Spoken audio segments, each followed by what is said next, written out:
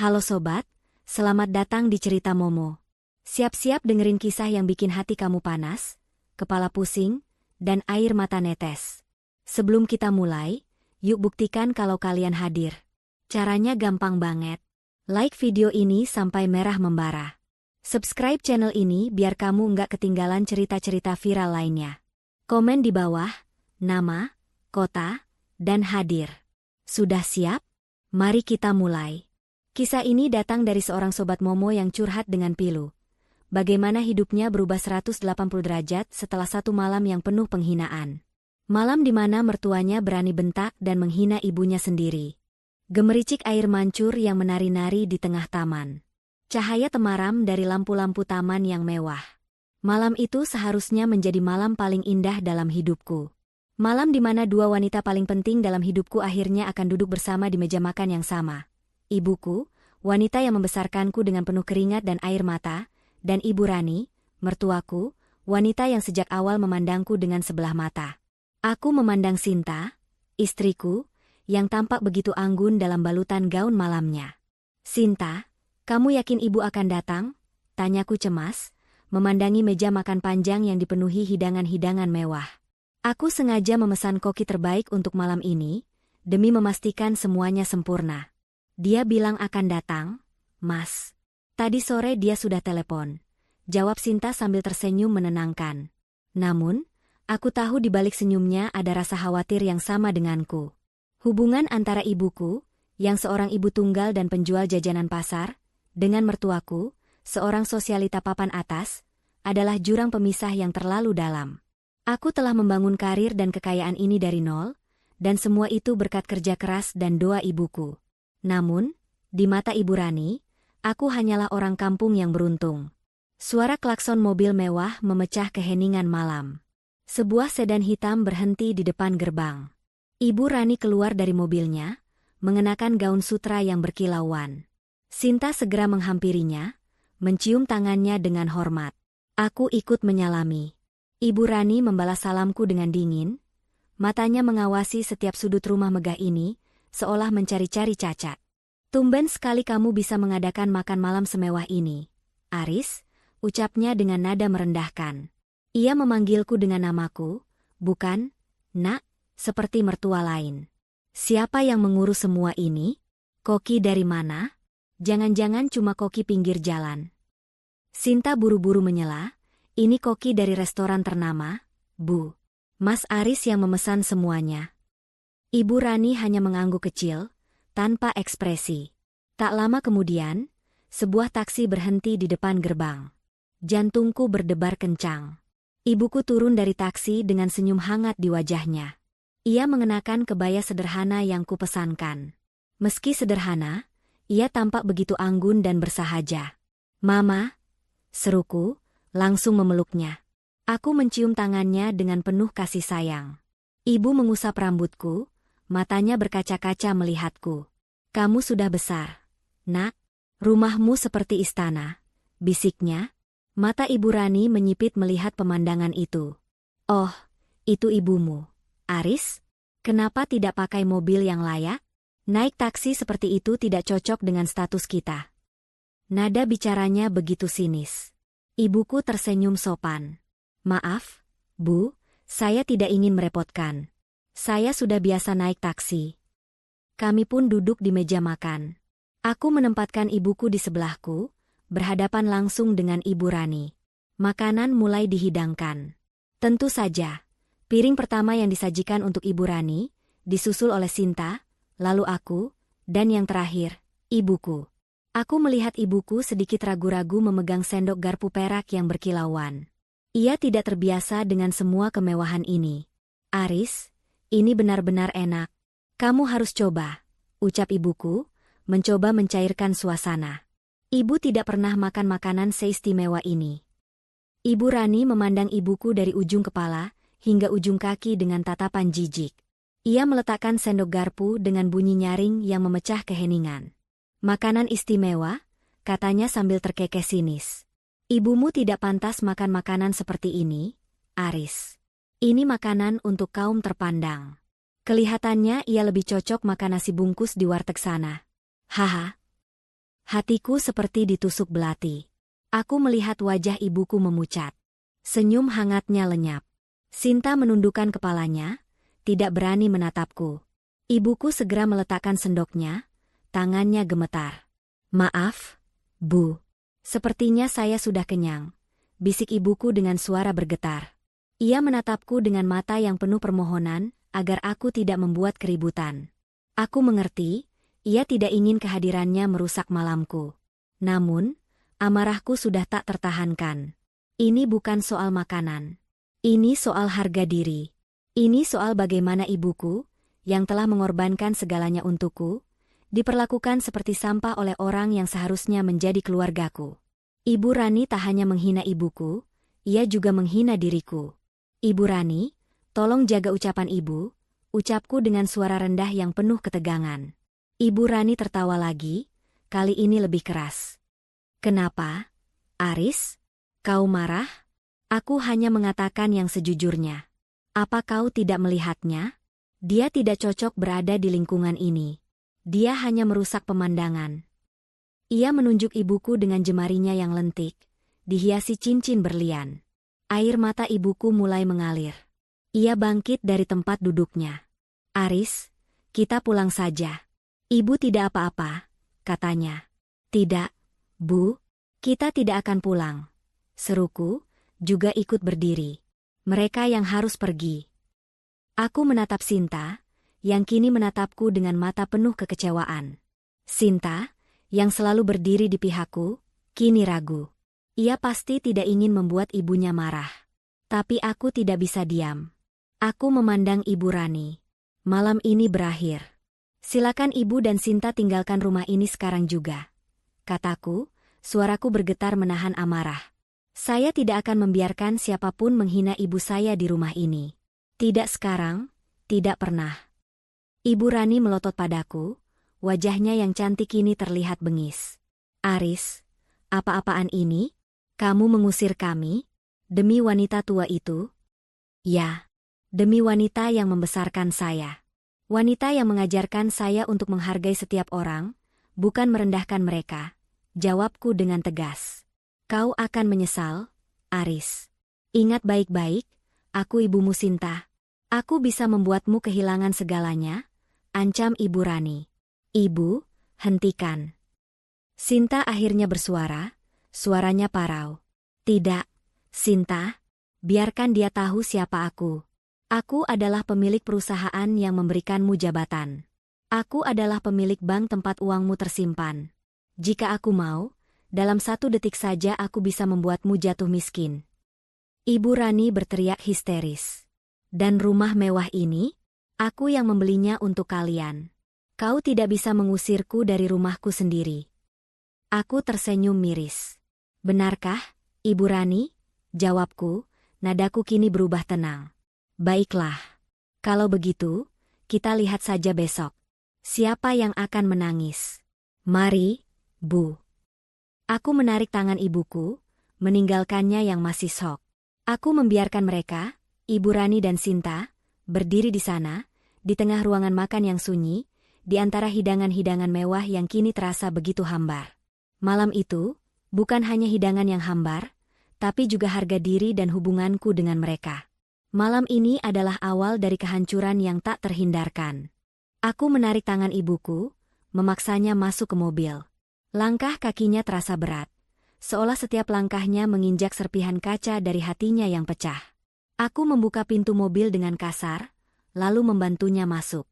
Setelah ibuku duduk, aku membanting pintu mobil dan bergegas ke kursi pengemudi. Gemuruh di dadaku bukan lagi gemuruh amarah, tapi badai yang siap menelan apa saja yang menghalangi jalanku. Ibuku tidak berkata apa-apa. Ia hanya duduk diam, memandang jalanan yang berlalu dengan pandangan kosong. Aku bisa melihat pantulan lampu jalan di matanya yang berkaca-kaca. Matanya yang selalu terlihat hangat dan penuh kasih sayang, kini redup, seolah cahaya hidupnya telah direnggut. Air mataku sendiri menggenang, bukan karena sedih, tapi karena amarah yang terlalu dalam. Aku gagal. Aku gagal melindunginya dari penghinaan. Maaf, Bu, bisikku, suaraku serak. Ibuku akhirnya menoleh, menatapku dengan tatapan lembut. Untuk apa kamu minta maaf? Nak, seharusnya ibu yang minta maaf. Kedatangan ibu malah membuatmu dan istrimu bertengkar. Aku menggeleng. Bukan salah ibu. Ibu tidak salah. Seharusnya aku yang lebih tegas. Seharusnya aku tidak membiarkan wanita itu menghina ibu. Kata, wanita itu, terasa begitu jijik di lidahku. Sudahlah, nak, jangan dipikirkan, ucapnya sambil mengusap tanganku. Ibu tidak apa-apa. Lagi pula, apa yang dia katakan ada benarnya. Ibu memang tidak pantas berada di sana. Ibu, jangan pernah bilang seperti itu. Seruku, menepikan mobil di pinggir jalan. Aku menoleh penuh pada ibuku. Ibu adalah alasan aku bisa berdiri di sini, di dalam mobil ini, di jalan ini. Ibu adalah alasan aku punya semua ini. Tidak ada orang yang lebih pantas dari ibu. Ibuku hanya tersenyum miris. Hidup ini memang begitu. Nak, ada kalanya kita di atas, ada kalanya kita di bawah. Ibu sudah terbiasa dengan cibiran dan hinaan. Jangan biarkan ucapan orang membuat hatimu kotor. Aku memejamkan mata. Ibuku selalu begitu. Penuh dengan keikhlasan dan kesabaran. Setiap kali ada masalah, ia selalu menenangkanku dengan kata-kata yang sederhana namun menyejukkan. Tapi kali ini berbeda. Penghinaan yang Ibu Rani lakukan bukan hanya sekadar kata-kata. Itu adalah sebuah serangan terhadap seluruh hidup ibuku. Sebuah serangan yang tidak bisa aku maafkan. Pikiranku melayang, kembali ke masa lalu, ke saat-saat di mana aku masih seorang anak kecil yang dekil dan sering kelaparan. Ayahku pergi saat aku masih sangat kecil. Meninggalkan ibuku seorang diri dengan tumpukan utang dan seorang anak yang harus ia besarkan. Kami pindah ke sebuah rumah kontrakan kecil di gang sempit. Setiap pagi, sebelum matahari terbit, ibuku sudah bangun. Ia mengadon tepung, mengukus kue, dan membungkus nasi. Nasi rames, nasi uduk, kue lapis, kue mangkok, semua ia jajakan dengan berjalan kaki. Aku ingat, saat itu aku masih kelas 3 SD. Seragamku sudah lusuh, sepatu bolong di sana-sini. Teman-temanku sering mengejekku, memanggilku anak tukang jualan. Aku sering menangis, pulang ke rumah dengan hati yang sakit. Tapi ibuku selalu memelukku. Jangan dengarkan mereka, nak. Hinaan itu bukan milikmu. Hinaan itu adalah milik mereka yang tidak punya hati. Yang penting, kamu sekolah. Yang penting, kamu jadi orang pintar, ucapnya. Suatu kali, saat musim hujan, ibuku jatuh sakit. Demamnya tinggi sekali. Ia tidak bisa berjualan.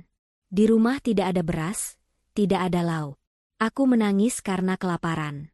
Aku memberanikan diri pergi ke tetangga, memohon beras secangkir. Mama sakit, Tante. Kami belum makan, kataku dengan suara bergetar. Tetangga itu malah memandangku sinis. Ibumu sakit? Sepertinya karma karena suka cari-cari utang, cibirnya. Hatiku hancur berkeping-keping. Aku berlari pulang dengan tangan kosong. Saat itu, aku berjanji pada diriku sendiri. Aku tidak akan pernah membiarkan ibuku dan diriku dihina lagi. Ibuku memaksakan diri bangun. Ia menyisihkan sedikit uang terakhir yang ia miliki untuk membeli beras dan telur. Ia memasak nasi dan merebus telur, lalu menyuapiku. Ia sendiri hanya minum air putih. Kamu harus kuat, nak, katanya, kamu harus makan. Perjuangan ibuku berlanjut. Ia tidak pernah menyerah. Saat aku SMA, ia tetap berjualan, bahkan kadang mengambil pekerjaan sampingan sebagai tukang cuci. Aku melihat tangannya yang keriput dan kasar karena sabun. Malam-malam, saat aku belajar, ia duduk di sebelahku, menjahit seragamku yang sobek. Ia tidak pernah lelah, tidak pernah mengeluh. Semua untukku. Aku berjuang mati-matian di sekolah. Aku belajar siang malam. Aku tidak ingin mengecewakan ibuku. Aku tidak ingin perjuangannya sia-sia. Setiap lembar nilai yang kubawa pulang, aku persembahkan untuknya. Air mata bahagia ibuku saat melihat namaku terpampang di pengumuman kelulusan universitas adalah hal terindah yang pernah kulihat. Ia memelukku, menatapku, seolah tidak percaya bahwa anaknya akan kuliah di universitas ternama. Aku bekerja keras di perusahaan pertamaku. Aku tidak peduli harus pulang malam. Aku tidak peduli harus lembur. Tujuanku hanya satu, membuat ibuku bahagia. Saat aku sukses, saat aku punya cukup uang untuk membeli rumah mewah, membeli mobil mewah, dan memberikan ibuku hidup yang layak, aku berpikir semua penderitaan kami sudah berakhir. Semua hinaan itu sudah berlalu. Tapi malam ini, Ibu Rani mengungkitnya lagi. Ia menghina ibuku di tempat yang seharusnya menjadi tempat terhormat. Ia memandang rendah ibuku, seolah keringat dan air mata ibuku tidak ada artinya. Seolah semua perjuangan kami hanya cerita konyol yang tidak pantas berada di lingkungan sosialita. Ibu Rani tidak hanya menghina ibuku. Ia menghina seluruh masa laluku, seluruh identitasku. Pikiranku kembali ke masa kini. Mobil masih terparkir di pinggir jalan. Aku menatap ibuku, yang kini tertidur pulas di kursi penumpang, kelelahan. Wajahnya yang damai membuat amarahku mereda, tapi tidak hilang. Aku tidak akan membiarkan ibuku diinjak-injak seperti itu. Aku tidak akan membiarkan orang yang tidak tahu apa-apa tentang perjuangannya, merendahkannya begitu saja. Maafkan aku, Bu, tapi kali ini aku tidak bisa diam. Aku menyalakan mesin mobil dan mengemudikannya ke rumah ibuku. Aku memarkir mobil di depan gang sempit, tempat kami dulu tinggal. Aku mematikan mesin, lalu memandangi wajah damai ibuku. Aku mengusap rambutnya, berjanji dalam hati, aku akan membalas semua ini, Bu. Aku akan tunjukkan kepada mereka siapa ibuku, dan siapa diriku. Setelah mengantar ibuku ke rumahnya, aku kembali ke mobil dan mengemudikannya pergi. Malam sudah larut, tapi aku tidak peduli. Ponselku bergetar. Panggilan dari Sinta. Aku menolak panggilan itu.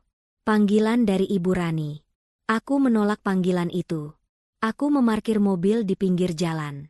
Aku menarik napas dalam, mengambil ponselku, dan membuka daftar kontak. Aku mencari nama, Pak Budi, pengacaraku. Tanganku gemetar, tapi aku harus melakukannya. Aku tidak akan membiarkan ibuku dihina lagi. Aku menekan tombol panggilan. Suara sambungan telepon berbunyi. Dingin, sepi, seolah tidak ada kehidupan. Tapi ada kehidupan di dalamnya. Kehidupan baru yang penuh dendam. Selamat malam, Pak Budi. Ini Aris. Ucapku, suaraku kini kembali tenang, penuh dengan tekad yang dingin. Saya mau Anda siapkan semua dokumen kepemilikan aset yang sudah saya percayakan pada Ibu Rani. Dan juga surat pengosongan rumah atas namanya. Maaf, Mas Aris, malam-malam begini, suara Pak Budi di seberang sana terdengar heran. Hari ini juga, Pak, jawabku tegas. Saya mau semua fasilitas itu ditarik kembali. Sekarang juga. Suara Pak Budi di seberang telepon terdengar bingung, dan aku bisa memaklumi itu. Siapa yang menelepon pengacara jam 2 pagi untuk mengurus penarikan aset? Tapi aku tidak peduli. Emosiku yang membara telah berubah menjadi tekad yang dingin dan kalkulatif. Aku tidak lagi bertindak berdasarkan amarah sesaat, melainkan berdasarkan prinsip dan keadilan yang selama ini tertahan. Mas Aris, apakah ada masalah serius? Ini, semua aset yang Mas percayakan pada Ibu Rani, kan? Termasuk rumah itu? Pak Budi bertanya dengan hati-hati. Ya, Pak. Semua. Mulai besok pagi, saya ingin semua kartu kredit yang terhubung dengan rekening saya, yang selama ini dipakai Ibu Rani dan Sinta, dibekukan. Rekening bank mereka juga. Tarik semua mobil yang selama ini mereka pakai. Dan yang paling penting, siapkan surat pengosongan rumah untuk properti yang mereka tempati. Saya ingin mereka keluar dalam waktu 24 jam. Ada keheningan panjang di seberang telepon. Aku bisa membayangkan Pak Budi mengernyitkan dahi. Tapi, Mas Aris ini akan menimbulkan gejolak besar. Terutama untuk Sinta. Apakah Mas yakin? Saya yakin, Pak, jawabku tanpa ragu. Mereka yang memulai.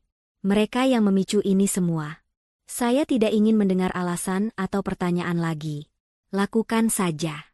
Saya akan kirimkan detailnya via email. Pastikan semuanya selesai sebelum jam makan siang besok. Sambungan telepon terputus. Aku menekan tombol end call dan menatap layar ponselku.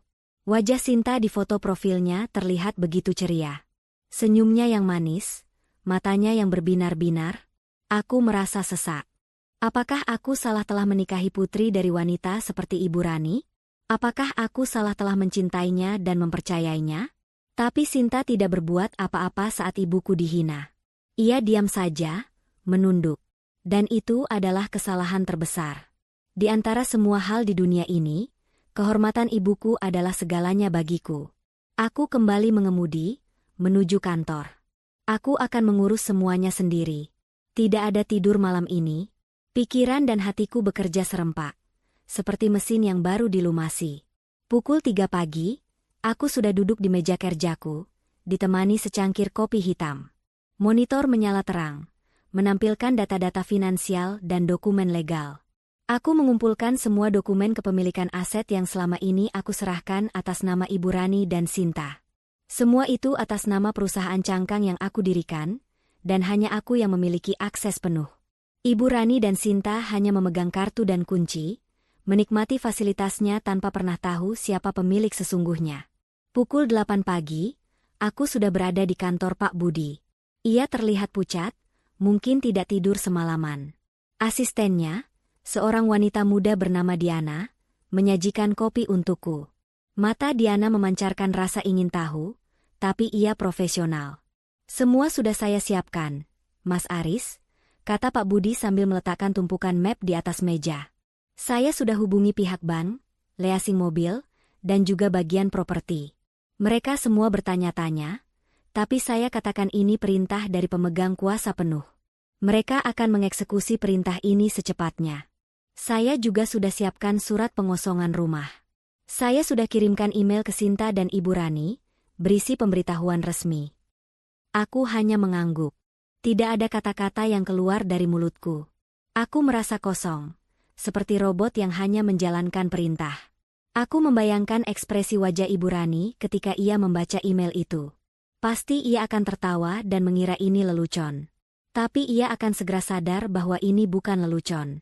Di saat yang sama, di kediaman mewah yang ditinggali Ibu Rani dan Sinta, pagi itu dimulai seperti biasa.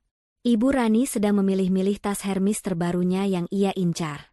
Ia berencana pergi ke arisan bersama teman-temannya.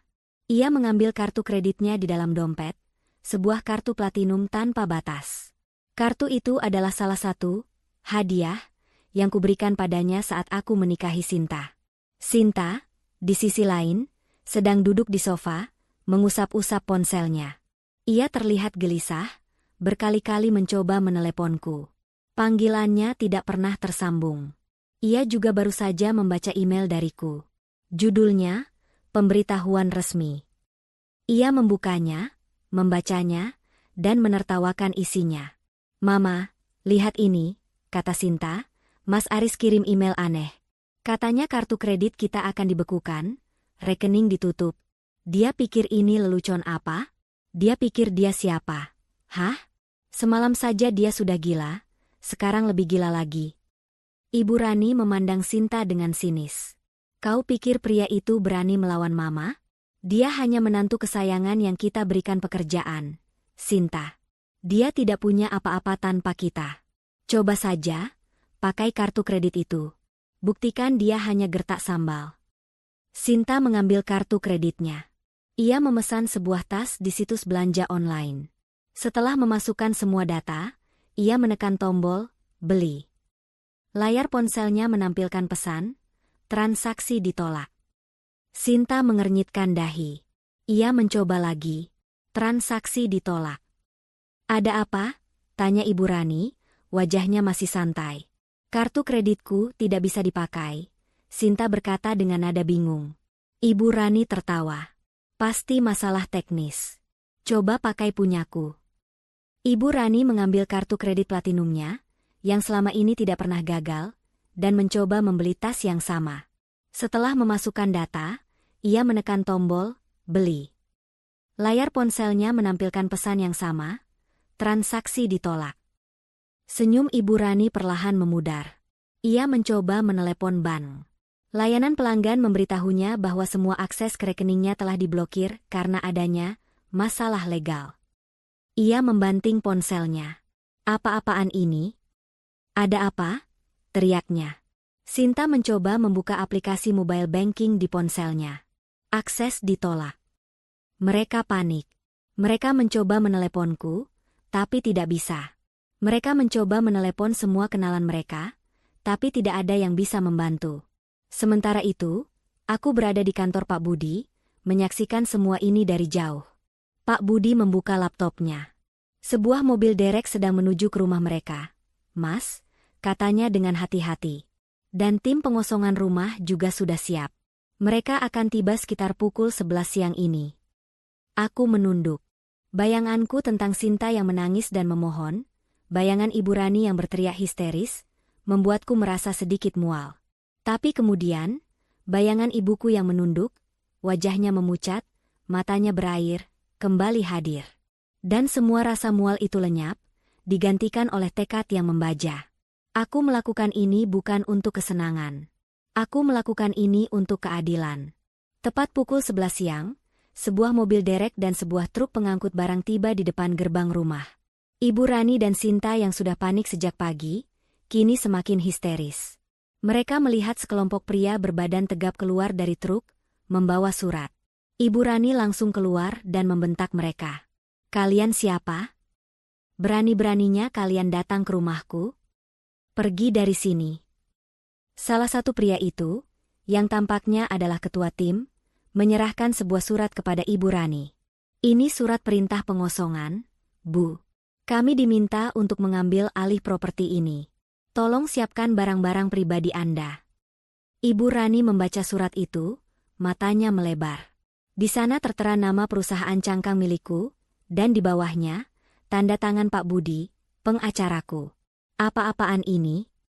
Ini pasti ulah Aris. Aku tahu dia," teriaknya. Ia merobek-robek surat itu, melemparnya ke wajah pria itu. "Dia tidak punya hak. Rumah ini milik kami. Aku yang membelinya. Aku yang membayarnya. Dengan segala hormat, Bu. Dokumen yang kami miliki menunjukkan properti ini milik Tuan Aris sepenuhnya. Dia hanya meminjamkannya kepada Anda," kata pria itu dengan tenang. Sinta melihat semua itu. Ia berlari ke dalam, mengambil kunci mobil. Ia mencoba menyalakan mobil, tapi mobil tidak menyala. Ia mencoba lagi. Tidak ada respon. Pria derek itu mendekat. "Maaf, Nona. Mobil ini akan kami derek. Ini juga milik Tuan Aris." Sinta menangis. Ia tidak bisa percaya. Ia merasa seperti semua ini adalah mimpi buruk. Tapi ini nyata. Semua kemewahan yang selama ini ia nikmati, semua kenyamanan yang selama ini ia anggap miliknya, kini ditarik kembali dalam hitungan jam. Aku memandang layar komputerku, di mana kamera pengawas di depan rumah menampilkan pemandangan itu. Ibu Rani berteriak-teriak histeris, menunjuk-nunjuk, sementara Sinta menangis, terduduk di pinggir jalan. Mereka tidak lagi mengenakan pakaian mahal, karena semua pakaian mahal mereka sudah dikemasi. Kini mereka hanya mengenakan piyama, lusuh dan tidak terurus. Semua barang mereka, termasuk tas-tas dan perhiasan mahal, telah ditarik dan dibawa pergi. Mereka hanya diperbolehkan membawa koper kecil berisi beberapa pakaian. Aku mematikan monitor. Tugas selesai. Mereka telah kehilangan segalanya. Tapi aku tidak merasa bahagia. Aku hanya merasa kosong. Kemenangan ini bukan kemenangan yang manis. Kemenangan ini adalah harga dari kehormatan ibuku. Dan aku tahu, perjalananku belum selesai. Ini hanya permulaan. Senja datang terlalu cepat bagi mereka. Warna jingga yang seharusnya indah, kini terasa seperti bara api yang membakar kehampaan. Ibu Rani dan Sinta duduk di trotoar, di depan gerbang rumah yang dulunya adalah istana mereka. Koper kecil berisi beberapa pakaian adalah satu-satunya harta yang tersisa. Wajah mereka yang tadi pagi masih angkuh, kini pias dan basah oleh air mata. "Mama, kita mau kemana?" Sinta bertanya, suaranya parau. Ia memeluk lututnya, menatap nanar ke arah rumah yang kini dijaga oleh satpam yang entah dari mana. "Diam, Sinta. Ini semua pasti salahmu. Kamu tidak bisa membujuk Aris." Ibu Rani membentak, kemarahannya belum hilang. Ia masih tidak bisa menerima kenyataan. Ia masih mengira ini adalah sandiwara gila yang sedang dimainkan menantunya. Sinta menggeleng, air matanya mengalir lebih deras. "Aku sudah coba, Ma. Aku sudah telepon, tapi dia nggak angkat. Ini salah Mama. Kalau Mama tidak menghina Ibu Aris, semua ini tidak akan terjadi. Bentakan Ibu Rani membuat beberapa orang yang lewat menoleh. Tatapan kasihan dan bisikan-bisikan sumbang membuat Ibu Rani merasa seperti tontonan. Ia merasa terhina. Selama ini, ia adalah pusat perhatian, seorang sosialita yang dihormati. Kini, ia hanya seorang wanita tua yang duduk di pinggir jalan, basah oleh keringat dan air mata. Ia bangkit, menarik tangan Sinta. Kita tidak bisa diam di sini. Kita harus ke rumah teman-teman Mama. Mereka berjalan kaki, menyusuri jalanan yang ramai. Setiap mobil mewah yang melintas, setiap restoran mewah yang mereka lewati, terasa seperti cambuk. Itu adalah dunia mereka, dunia yang kini menolak mereka. Mereka mencoba menelepon teman-teman arisan Ibu Rani. Pertama, Tante Mita, sahabatnya. Halo, Mita? Ini aku, Rani. Suara Ibu Rani terdengar memohon, tapi masih ada sisa-sisa kesombongan di dalamnya. Aku sedang ada masalah. Bisakah aku dan Sinta menginap di rumahmu malam ini? Hanya 1 atau 2 malam saja. Terdengar suara Tante Mita di seberang sana. Rani, kamu kenapa? Tadi ada kabar aneh soal rumahmu. Kata suamiku, Aris menarik kembali semua aset. Benar? Ibu Rani menggigit bibirnya. Itu hanya masalah kecil, Mita. Tolong, ya? Aku janji besok akan aku jelaskan semuanya. Maaf ya, Rani. Suamiku tidak mengizinkan. Dia bilang, jangan dekat-dekat dengan orang yang punya masalah legal. Takutnya nanti kita juga ikut kena imbas. Cari tempat lain saja, ya. Maaf, aku sibuk, sambungan telepon terputus. Ibu Rani menatap Sinta, wajahnya pucat. Mita, dia tidak mau bantu, bisiknya tak percaya. Mereka mencoba menghubungi teman-teman yang lain. Hasilnya sama. Mereka semua menolak dengan berbagai alasan. Takut kena masalah, sedang di luar kota, atau bahkan tidak mengangkat telepon sama sekali. Dunia yang mereka bangun di atas uang dan status, kini hancur begitu saja. Malam semakin larut. Perut mereka mulai bergejolak. Mereka tidak makan sejak sarapan. Kantong Sinta hanya berisi beberapa lembar uang ratusan ribu, dan itu tidak cukup untuk membayar taksi apalagi hotel. Mereka memutuskan untuk mencari tempat yang aman untuk tidur. Sebuah taman kota yang biasanya terlihat indah, kini terasa begitu menakutkan. Suara-suara serangga, hembusan angin dingin, dan bayangan-bayangan di setiap sudut membuat mereka merinding. Sinta meringkuk di bangku taman, menggigil kedinginan. Ia memeluk tas kecilnya erat-erat. Ibu Rani duduk di sebelahnya, tidak bisa tidur. Matanya yang biasanya dihiasi dengan riasan mahal, kini bengkak dan merah. Ia merasa mual, perutnya kosong. Ia membayangkan hidangan mewah di rumah Aris tadi malam, dan rasa jijik itu kini berubah menjadi kerinduan. Mama, aku lapar, rintis Sinta, suaranya lemah. Ibu Rani memandang sekeliling. Ia melihat sebuah warung nasi di seberang jalan. Ia ragu-ragu. Kita tidak punya uang yang cukup, Sinta. Aku punya, Ma. Kita bisa beli nasi bungkus, jawab Sinta. Dengan langkah ragu, Ibu Rani dan Sinta berjalan menuju warung itu. Mereka memesan 2 bungkus nasi dan lauk seadanya. Saat pembayaran, Sinta mengulurkan uang terakhirnya. Penjual warung menatap mereka dengan heran. Kalian kenapa? Tadi naik mobil mewah, sekarang makan di sini? Tanya si penjual. Ibu Rani menunduk, wajahnya memerah. Sinta buru-buru menjawab, tidak, Bu. Kami hanya ingin mencoba makanan di sini. Penjual itu hanya mengangguk, tapi tatapannya penuh dengan curiga. Mereka makan nasi bungkus itu di pojokan warung. Ibu Rani memandang makanannya. Ia merasa lidahnya kebas. Makanan yang selama ini ia hina, yang ia sebut tidak pantas, kini menjadi satu-satunya sumber energi bagi mereka. Ia menangis, bukan karena nasi itu tidak enak, tapi karena perbuatan dan kata-katanya di masa lalu kini berbalik menghantamnya. Mereka kembali ke taman. Sinta sudah tertidur lelap, kelelahan. Tapi Ibu Rani masih terjaga. Ia menatap langit malam, dihiasi bintang-bintang. Dulu, Ia melihat bintang-bintang itu dari jendela kamar mewahnya, sambil menyesap wine mahal. Sekarang, ia melihatnya dari bangku taman yang kotor dan dingin. Bayangan wajah ibunya Aris muncul di benaknya. Wajah yang dipenuhi senyum tulus, yang ia balas dengan hinaan dan cibiran. Ia teringat kata-katanya, mending beli di warteg saja sana. Kini, ironisnya, ia dan putrinya yang harus makan di warteg. Tuhan tidak pernah tidur. Karma itu nyata. Ia merangkul tubuhnya yang kedinginan, tidak ada yang bisa disalahkan kecuali dirinya sendiri. Keesokan paginya, mereka bangun dengan tubuh kaku dan sakit. Sinta menangis, "Ma, kita tidak bisa seperti ini terus. Kita harus menghubungi Aris." "Tidak," seru Ibu Rani, harga dirinya masih tersisa sedikit. "Kita akan cari pekerjaan. Kita bisa bekerja apa saja. Kita tidak akan memohon padanya." Mereka mencoba mencari pekerjaan, tapi siapa yang mau mempekerjakan dua wanita yang tidak punya pengalaman kerja, yang bahkan tidak tahu bagaimana caranya naik angkutan umum? Mereka hanya terbiasa dengan sopir dan mobil mewah. Mereka mencoba meminta pekerjaan sebagai pelayan, tapi mereka ditolak karena tidak punya pengalaman. Mereka pun berjalan tanpa tujuan.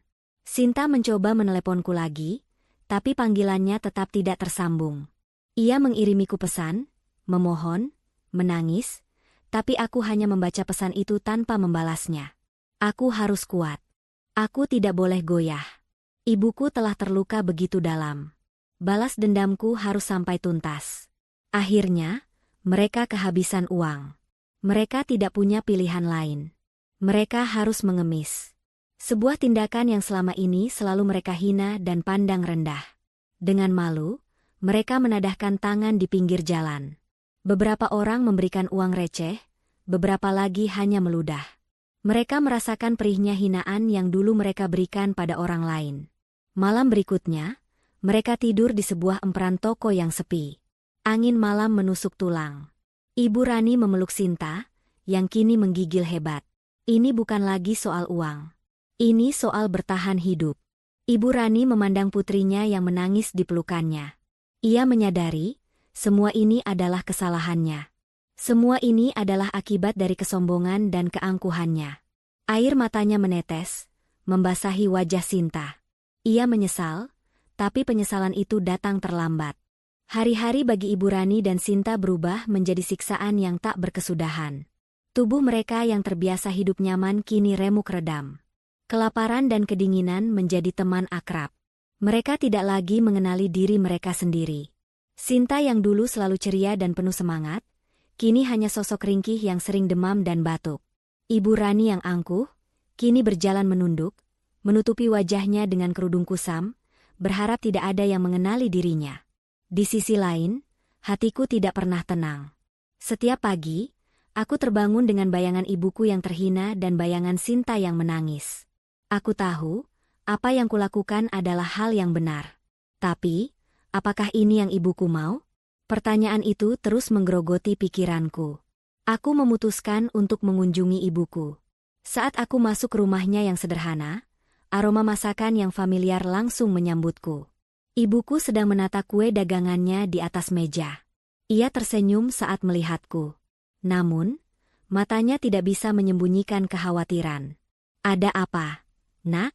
Kamu terlihat lelah," tanyanya sambil mengusap pipiku. "Ibu, apa ibu tahu tentang Sinta dan Ibu Rani?" tanyaku ragu-ragu. Ibuku menunduk, menata ulang kue-kue itu. "Ibu tahu." Kabar itu cepat sekali menyebar, bahkan sampai ke gang sempit ini. Beberapa tetangga cerita. "Bagaimana perasaan ibu?" tanyaku. Aku berharap ia mengatakan, "Syukurlah, Nak, mereka layak mendapatkannya." Tapi ibuku bukan orang seperti itu. "Ibu tidak bahagia melihatnya, Nak," jawabnya pelan. Ibu tidak pernah berharap mereka sengsara. Hati ibu sakit saat melihat mereka. Ibu tahu, mereka memang salah, tapi penderitaan yang mereka alami sekarang itu bukan sesuatu yang ibu inginkan. Ia menatapku, matanya yang teduh kini penuh kesedihan. "Ibu tidak pernah mengajarkanmu untuk membalas dendam. Hinaan itu bukan milik kita, Nak. Biarkan saja. Jangan biarkan hatimu kotor." Hati yang kotor tidak akan bisa merasakan kebahagiaan sejati. Kata-kata ibuku seperti air dingin yang memadamkan api amarah di hatiku. Aku sadar, aku terlalu fokus pada balas dendam hingga melupakan kebaikan yang diajarkan ibuku selama ini. Aku melakukan semua ini untuknya, tapi tindakanku justru melukai hatinya. Saat aku hendak pergi, ibuku memegang tanganku. Aris, kamu lihat Sinta? Dia adalah istrimu. Apapun yang terjadi, dia adalah bagian dari keluarga. Ibu tahu, dia tidak berbuat apa-apa, tapi dia juga tidak bisa berbuat apa-apa. Tolong, Nak, jangan biarkan penderitaan ini berlarut-larut. Maafkan mereka. Hatiku hancur mendengar permohonan itu. Aku memeluk ibuku, merasa malu pada diriku sendiri. Malam itu, aku tidak kembali ke rumahku yang mewah. Aku menginap di rumah ibuku, tidur di kamar lamaku, di atas kasur yang sama, dan dengan selimut yang sama. Aku memejamkan mata, membiarkan kenangan masa lalu dan kata-kata ibuku membanjiri pikiranku. Aku memikirkan Sinta. Bagaimana kabarnya? Apakah dia sakit? Apakah dia baik-baik saja? Pagi itu, aku bangun dengan hati yang lebih ringan. Tekadku tidak lagi berisi balas dendam, melainkan pengampunan. Aku harus mengakhiri semua ini. Aku harus mendengarkan kata hati ibuku, dan hatiku sendiri. Aku pergi ke kantorku, memanggil Pak Budi. Pak, saya ingin semua aset dikembalikan. Kembalikan rumah, mobil, dan uang mereka. Pak Budi menatapku dengan wajah terkejut. Mas Aris, Anda yakin? Saya yakin. Tapi jangan sekarang. Saya ingin bertemu Sinta. Saya ingin berbicara dengannya. Tolong, Pak Budi, bantu saya mencarinya. Dengan bantuan jaringan orang-orang Pak Budi, kami berhasil menemukan Sinta dan Ibu Rani. Mereka berada di sebuah rumah singgah sederhana yang dikelola oleh sebuah yayasan. Kondisi mereka sangat memprihatinkan. Sinta terlihat kurus kering, matanya cekung, dan batuknya tak berhenti. Ibu Rani juga terlihat sangat tua, rambutnya acak-acakan, wajahnya pucat. Seseorang dari yayasan mengatakan bahwa Sinta demam tinggi sejak semalam. Aku meminta mereka dirawat di rumah sakit swasta terbaik, dan biaya pengobatannya akan aku tanggung. Saat Ibu Rani dan Sinta tiba di rumah sakit, Sinta tidak sadarkan diri. Ibu Rani hanya bisa menangis melihat putrinya terbaring lemah. Saat itulah aku datang. Aku masuk ke kamar rawat Sinta. Ibu Rani, yang sedang duduk di samping ranjang, menoleh. Matanya membulat, menatapku dengan tatapan tak percaya. Ia tidak berteriak, tidak membentak. Ia hanya diam, menatapku, seolah melihat hantu. Bagaimana Sinta? Tanyaku pelan. Ibu Rani tidak menjawab. Ia hanya terus menatapku. Tangannya gemetar. Ini ulahmu, bisiknya, suaranya parau. Ya, ini semua salahku. Jawabku, membuat Ibu Rani terkejut. Aku terlalu dibutakan oleh amarah. Tapi aku tidak ingin melihat Sinta seperti ini. Aku juga tidak ingin ibu seperti ini. Aku menyesal. Mata Ibu Rani mulai berkaca-kaca. Air mata mengalir deras dari matanya yang bengkak. Ia tidak bisa berkata-kata. Ia melihatku, menantunya, orang yang telah membuat hidupnya hancur, kini berdiri di sana dengan penyesalan yang tulus. Aku akan mengembalikan semuanya, Bu, kataku. Tapi, kita harus bicara. Aku mengajak Ibu Rani ke kafe di rumah sakit. Kami duduk berhadapan. Aku membiarkannya bicara lebih dulu. Aris, aku tidak tahu harus bicara apa, ucapnya, suaranya bergetar. Aku tidak pernah membayangkan semua ini akan terjadi. Aku selalu merasa di atas, dan aku tidak pernah berpikir akan jatuh. Ia berhenti, menarik napas. Kamu tahu, selama ini aku selalu berpikir, aku sudah memberikan yang terbaik untuk Sinta. Aku memberikan dia semua kemewahan, semua kenyamanan. Tapi aku lupa satu hal, aku lupa mengajarkan dia untuk menjadi manusia. Ibu Rani mengusap air matanya. Aku melihat kamu dan ibumu, betapa kalian saling menyayangi. Ibuku juga membesarkanku sendiri, tapi dia tidak pernah mengajarkan aku untuk menghargai orang lain. Dia hanya mengajarkanku untuk mengejar status dan uang. Dan aku mencontohnya. Ia menatapku dengan mata penuh penyesalan. Aku salah, Aris. Aku salah besar. Aku telah menghina wanita yang paling berharga dalam hidupmu. Wanita yang seharusnya aku hormati. Aku sudah membuatmu kehilangan segalanya. Aku pantas menerima ini. Tidak, Bu, kataku. Tidak ada yang pantas menerima penderitaan seperti ini. Balas dendamku sudah berakhir. Aku harap, dengan penderitaan ini, Ibu bisa belajar. Belajar untuk menghargai orang lain, belajar untuk menjadi manusia yang lebih baik.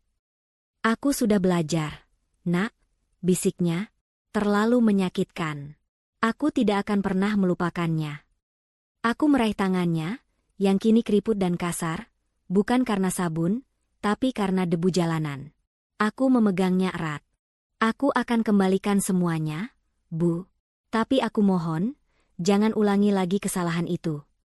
Ibu Rani menangis sejadi-jadinya, menunduk, tidak berani menatapku. Maafkan aku, Aris. Maafkan aku. Sejak itu, semuanya berubah. Sinta dirawat sampai sembuh. Ibu Rani dan Sinta tidak lagi tinggal di rumah mewah itu. Mereka memilih untuk tinggal di sebuah rumah sederhana. Uang yang aku berikan mereka gunakan untuk membangun usaha kecil-kecilan.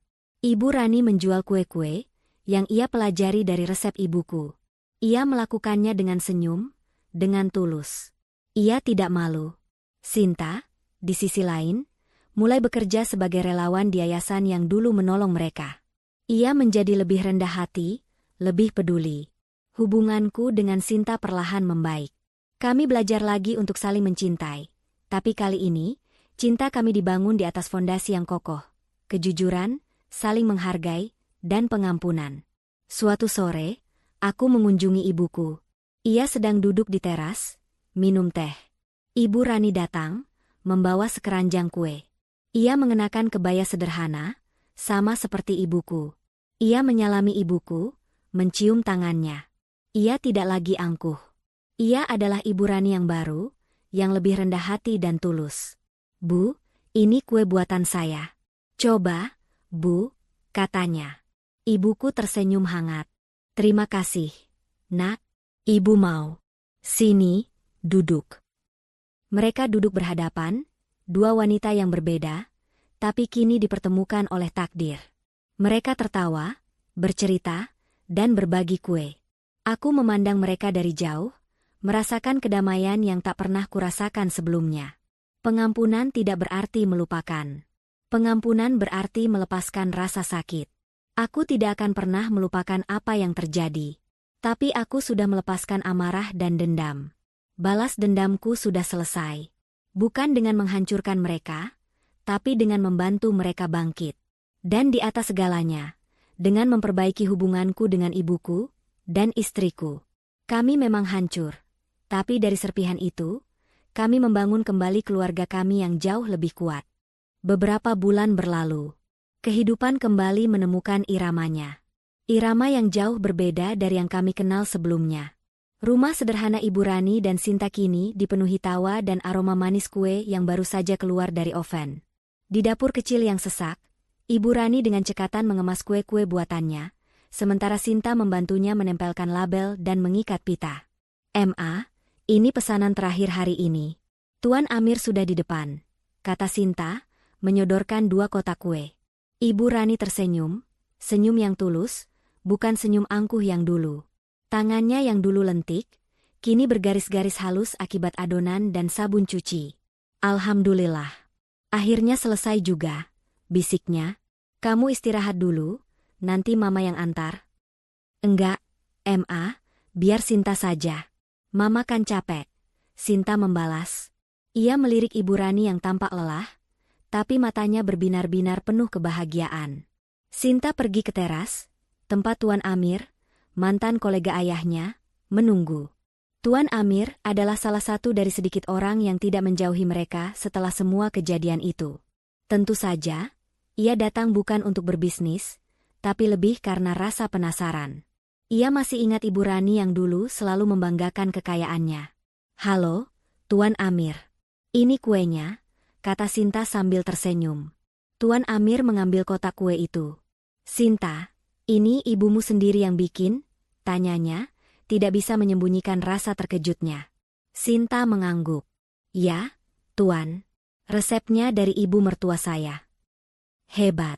Hebat sekali, ucap Tuan Amir, menatap Ibu Rani yang kini muncul dari balik pintu, tersenyum dan membungkuk sopan. Saya tidak menyangka, Rani. Kamu benar-benar berubah. Ibu Rani hanya tersenyum. Hidup memang banyak kejutan, Amir. Ada kalanya kita harus kembali ke dasar, untuk tahu bagaimana caranya terbang lagi. Percakapan singkat itu membuat Sinta bangga. Ibu Rani tidak lagi malu, tidak lagi menyembunyikan masa lalunya. Ia menerima semua ini dengan lapang dada.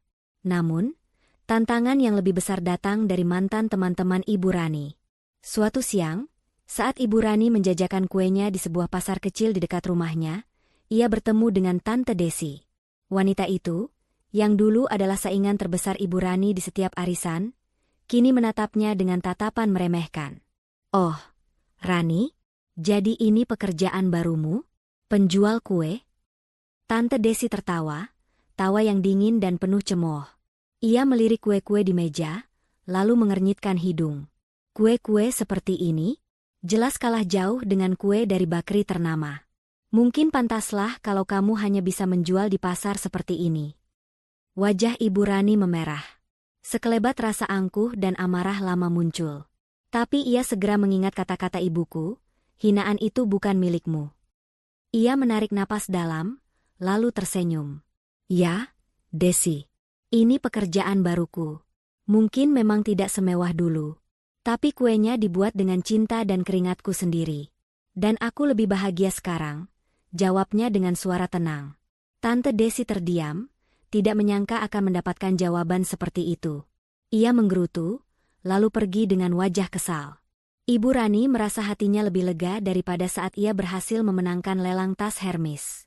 Kali ini, ia memenangkan pertempuran batin. Sementara itu, aku juga menghadapi tantangan di duniaku. Kabar tentang apa yang kulakukan pada Ibu Rani menyebar luas di kalangan pebisnis. Reputasiku yang dulu dikenal sebagai anak ajaib yang membangun kekaisaran dari nol, kini berubah menjadi Aris, si menantu kejam yang tega menghancurkan mertuanya sendiri. Beberapa kolega dan investor menjauh. Beberapa lagi terang-terangan menanyakan masalah itu. Suatu hari, di sebuah rapat penting, salah satu investor, Tuan Handoko, menyela presentasiku. Aris, saya sudah dengar kabar tentang masalah keluarga Anda. Tindakan Anda itu sangat drastis dan tidak profesional. Bagaimana kami bisa mempercayai Anda untuk mengelola investasi besar, jika Anda bisa bertindak sekejam itu pada keluarga sendiri? Rasa malu dan marah menghampiriku. Tapi aku teringat ucapan ibuku dan Sinta. Aku menarik napas, menatap Tuan Handoko. Tuan, apa yang saya lakukan adalah untuk melindungi kehormatan orang tua saya. Saya tidak akan membiarkan siapapun menghina beliau. Keputusan itu mungkin terlihat kejam di mata banyak orang.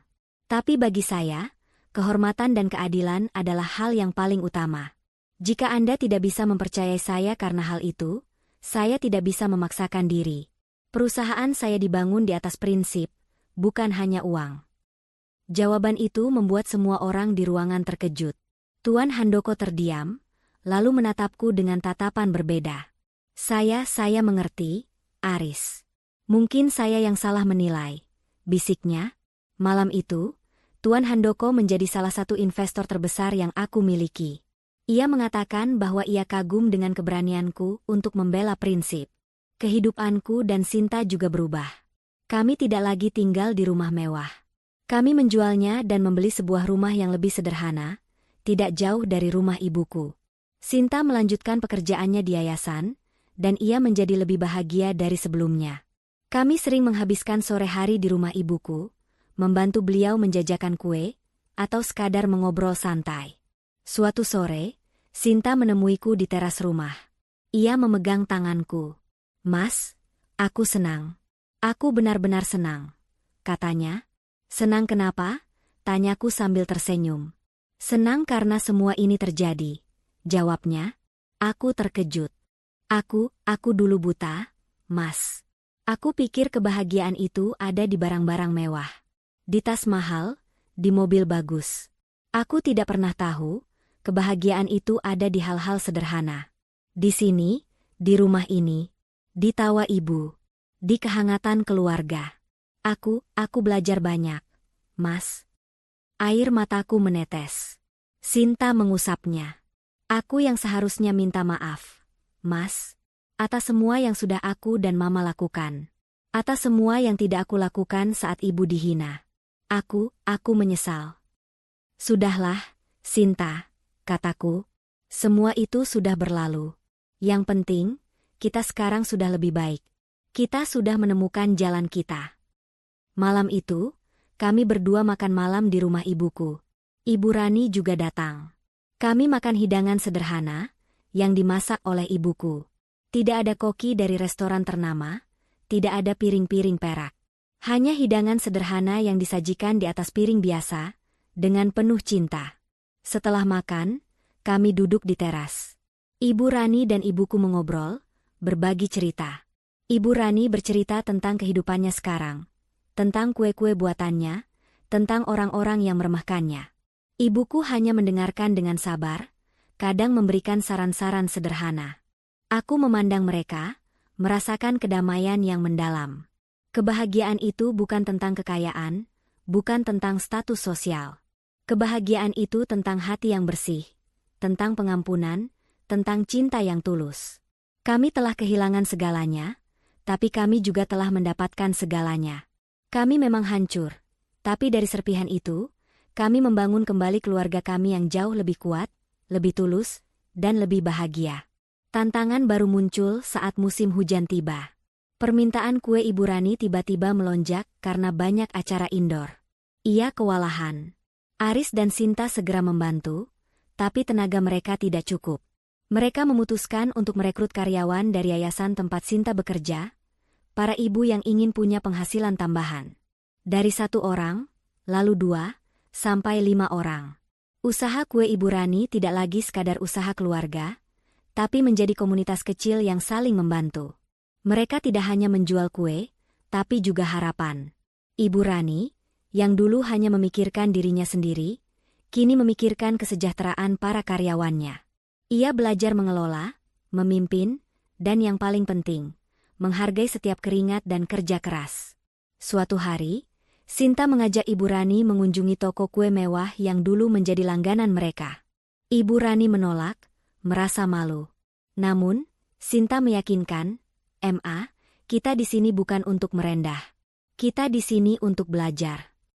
Mereka masuk ke toko itu. Ibu Rani melihat etalase yang penuh dengan kue-kue cantik, kue-kue yang dulu ia beli tanpa berpikir panjang. Ia membandingkan kuenya dengan kue-kue di sana. Kue-kue buatannya memang tidak secantik kue-kue itu, tapi ia tahu, kuenya dibuat dengan hati yang lebih bersih. Ia tersenyum. Kali ini, ia tidak lagi merasa minder. Ia merasa bangga. Ia tidak lagi terintimidasi oleh kemewahan. Ia telah menemukan kekayaan yang lebih berharga. Perjalananku sebagai seorang pebisnis juga berubah. Aku tidak lagi mengejar proyek-proyek besar yang hanya menguntungkan secara finansial. Aku mulai mencari proyek yang bisa memberikan dampak sosial. Aku berinvestasi di perusahaan-perusahaan kecil, membantu mereka berkembang. Aku tahu, apa yang aku lakukan tidak akan mengubah pandangan semua orang. Masih ada yang memandangku sinis. Tapi aku tidak peduli. Aku tahu, aku melakukan hal yang benar. Aku melakukan ini bukan untuk membalas dendam, tapi untuk membangun. Hubunganku dengan Sinta juga semakin erat. Kami tidak lagi menyembunyikan masa lalu kami. Kami menjadikannya pelajaran. Kami belajar untuk saling terbuka, saling mendukung, dan saling memaafkan. Sinta tidak lagi takut membela ibuku. Ia kini berdiri di sisi kami, menjadi jembatan antara dua dunia yang dulu tidak pernah bisa bersatu. Babak baru kehidupan kami telah dimulai. Kami tidak tahu apa yang akan terjadi di masa depan. Tapi satu hal yang kami tahu, kami tidak akan pernah lagi membiarkan uang dan status merusak hubungan kami. Kami telah menemukan harta yang sesungguhnya. Harta yang tidak bisa ditarik, tidak bisa dicuri, dan tidak bisa dibekukan. Harta yang bernama cinta, pengampunan, dan keluarga. Dan itulah kekayaan yang paling berharga. Kedamaian yang kami rasakan terasa begitu utuh, seperti selembar kain yang baru dijahit. Aku, Sinta, Ibu, dan bahkan Ibu Rani. Kami semua telah menemukan tempat kami, peran kami dalam keluarga baru yang kami bangun. Bisnis kue Ibu Rani berkembang pesat. Dari sebuah usaha rumahan kecil, kini mereka memiliki sebuah toko mungil yang terletak di pinggir jalan utama. Toko itu tidak mewah, tapi bersih dan ramah. Kami menggunakan uang yang aku berikan kepada Ibu Rani dan Sinta untuk modal awal. Sinta, dengan pengalamannya di yayasan, mengelola para karyawannya dengan penuh empati dan kasih sayang. Ia mengajarkan mereka tidak hanya cara membuat kue, tapi juga bagaimana mengelola uang, dan bagaimana membangun kepercayaan diri. Setiap pagi, sebelum toko buka, mereka semua berkumpul untuk berdoa bersama. Sebuah ritual kecil yang kini menjadi pondasi kebersamaan mereka. Aku sering mampir ke toko itu, mencicipi kue-kue terbaru yang dibuat oleh Ibu Rani. Tidak ada lagi rasa angkuh atau kesombongan di matanya. Hanya ada kebahagiaan dan kebanggaan yang tulus. Ia sering bercerita tentang para karyawannya, tentang bagaimana mereka kini bisa menyekolahkan anak-anak mereka, membeli perabot baru, dan memiliki kehidupan yang lebih baik. Ini semua berkat resep Ibu Aris, kata Ibu Rani suatu hari, sambil memelukku. Tanpa resepnya, kita tidak akan bisa sejauh ini. Ibuku hanya tersenyum. Resep itu hanya adonan, Nak. Yang membuatnya istimewa adalah hatimu. Sekarang, kue-kuemu punya rasa yang berbeda. Rasa keikhlasan. Kami semua tertawa. Rasa keikhlasan. Ya, itulah yang sekarang kami miliki. Hidup kami memang tidak lagi dihiasi kemewahan, tapi kami jauh lebih kaya. Kami memiliki cinta, pengampunan, dan kebersamaan. Aku dan Sinta tidak lagi membeli barang-barang mewah. Uang yang kami dapatkan, kami gunakan untuk membantu orang lain. Kami mendirikan yayasan kecil, yang fokus pada pemberdayaan ekonomi ibu-ibu rumah tangga, persis seperti yang dilakukan ibuku dulu. Suatu sore yang gerimis, saat aku sedang duduk di teras toko kue, menemaniku Ibu Rani menghitung laporan keuangan. Sebuah mobil taksi berhenti di depan toko. Pintu taksi terbuka, dan seorang pria tua kurus, dengan rambut putih acak-acakan dan janggut yang tidak terurus, keluar. Ia mengenakan kemeja lusuh dan celana yang sobek di bagian lutut. Ia berjalan pincang, memegangi tongkat kayu seadanya. Pria itu menoleh ke arahku dan Ibu Rani. Matanya yang cekung menyipit, seolah mencoba memastikan. Ia berjalan perlahan ke arah kami. Jantungku berdebar kencang, firasat buruk menghampiriku. Aku merasa familiar dengan wajah itu, meski samar-samar. Bayangan masa lalu yang kelam, yang selalu aku kubur dalam-dalam, kini muncul kembali. Aris, panggilnya dengan suara serak. Ini kamu, Nak? Tubuhku kaku. Ibu Rani menatapku dengan tatapan bingung, lalu menatap pria itu. Siapa pria ini? Siapa yang berani memanggilku Nak? Hanya ada satu orang. Hanya satu orang yang pernah menghilang dari hidupku, meninggalkan luka yang dalam dan tidak tersembuhkan. Ayah, bisikku, suaraku nyaris tak terdengar. Pria itu mengangguk. Air mata mengalir di pipinya yang keriput. Ya, Nak, ini ayah. Aku pulang. Kata, pulang, itu terasa seperti cambuk. Pulang? Setelah menghilang lebih dari 20 tahun? Setelah membiarkan ibuku berjuang sendirian? Setelah membiarkan aku tumbuh tanpa sosok ayah? Semua amarah yang sudah aku kubur dalam-dalam, kini kembali membara. Aku tidak bisa menahan diri. Aku bangkit dari kursi, menatapnya dengan mata penuh kebencian. Pulang? Setelah kamu buang kami? Setelah kamu biarkan kami kelaparan? Setelah kamu biarkan ibuku dihina? Teriakku, suaraku bergetar. Ibu Rani menatapku dengan terkejut, mencoba menenangkanku. Tapi aku tidak peduli. Kamu tahu apa yang ibu dan aku lalui? Kamu tidak tahu. Kamu tidak pantas menyebut dirimu ayah. Pria itu, ayahku, menangis. Ia tidak membela diri. Ia hanya menunduk, tubuhnya gemetar. Aku tahu, Nak, aku tahu. Aku pantas menerima semua amarahmu. Aku salah. Sinta, yang baru keluar dari toko, melihat pemandangan itu. Ia menghampiriku dan memelukku. "Mas, tenang. Tenang," bisiknya. Ia menatap pria itu, tatapannya penuh belas kasihan. "Siapa dia, Mas?" "Ayah," jawabku, suaraku dingin. Ibu Rani memandang Sinta, dan Sinta memandang Ibu Rani. Mereka berdua terkejut. Ibu Rani, yang kini sudah jauh lebih bijaksana, berjalan mendekati ayahku. Ia menatapnya, lalu menyentuh lengannya dengan lembut. "Masuk, Tuan. Kita bicara di dalam saja," katanya. Di dalam toko yang kini sudah sepi, kami duduk di meja kasir. Ayahku, dengan wajah tertunduk, mulai bercerita.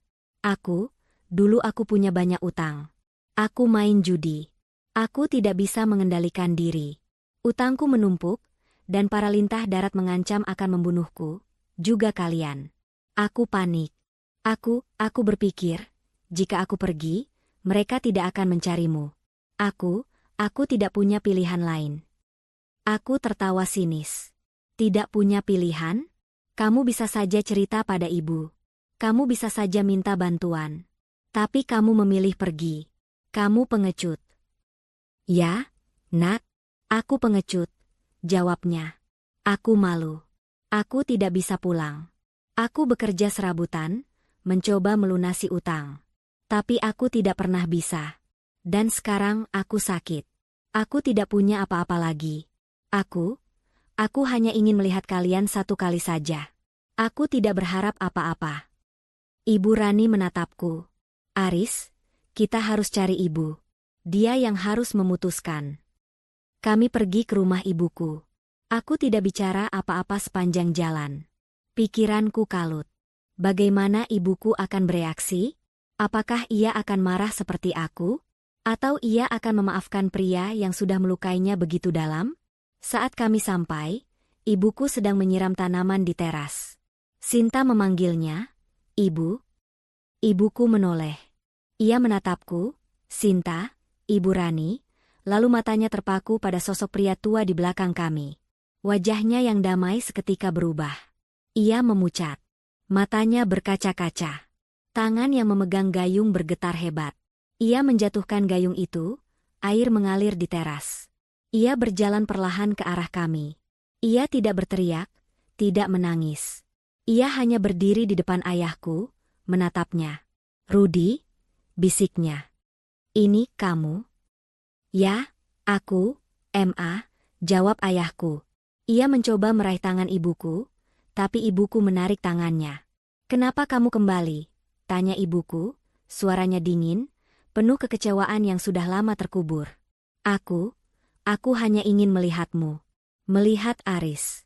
Aku menyesal," jawabnya. Ibuku menoleh ke arahku. "Aris, apakah kamu bawa dia pulang?" "Tidak, Bu. Dia datang sendiri," jawabku. Ibuku menatapku, tatapannya penuh permohonan. "Nak, ibu tidak tahu apa yang harus ibu lakukan." Ibu tidak tahu." Aku melihat air matanya yang mengalir. Aku menghampirinya, memeluknya. "Tenang, Bu. Ada aku, ada Sinta. Kita hadapi ini bersama-sama." Malam itu, kami semua duduk di ruang tamu rumah ibuku. Kami membiarkan ayahku bercerita. Ia menceritakan semua penderitaannya, semua penyesalannya. Ibuku hanya mendengarkan dengan tatapan kosong. Aku mendengarkan dengan amarah yang masih membara. Ibu Rani dan Sinta mendengarkan dengan penuh iba.